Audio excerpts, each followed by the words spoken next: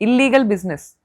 ఇప్పుడు వీళ్ళకున్న ఏంటి ఇల్లీగల్ బిజినెస్? అదే అర్థం కావట్లేదు. ఇప్పుడు పశువులు లోడ్ వెళ్తే డబ్బు కట్టడం ఏంటి అసలుకి? సార్ నార్మల్ గా అక్కడ లైసెన్స్ ఉందో లేదో కూడా నాకు క్లారిటీ లేదు. జనరల్ గా ఒక సంత నడుపుకోవాలంటే లైసెన్స్ ఉండాలి. ఓకే, వాళ్ళకి లైసెన్స్ ఉందో లేదో నాకు క్లారిటీ లేదు. దాని గురించి మరి అక్కడ ఉన్న పోలీసులే ఎంక్వైరీ చేయాలి. అక్కడ వాళ్ళు ఏం చెప్తారంటే ఈ ఒక లైన్ కి వీళ్ళు డబ్బులు కడతా ఉంటారు చెక్ పోస్ట్ లో.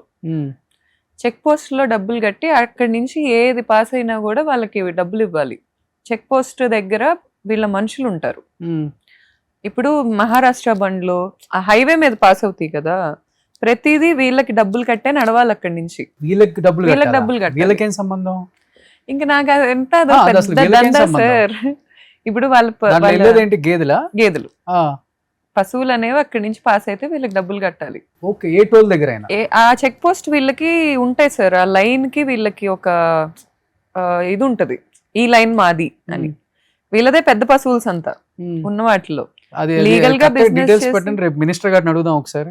లీగల్ గా బిజినెస్ చేస్తే అంత ఇన్కమ్ రాదు సార్. ఓకే, నెలకి 40 లక్షలు ఇన్కమ్ వస్తుంటే ఎవరికి మోసాలు చేస్తున్నారు, ఎవరిని ఏం చేస్తున్నారో తెలియకుండా ఉన్నారు తండ్రి కొడుకులు.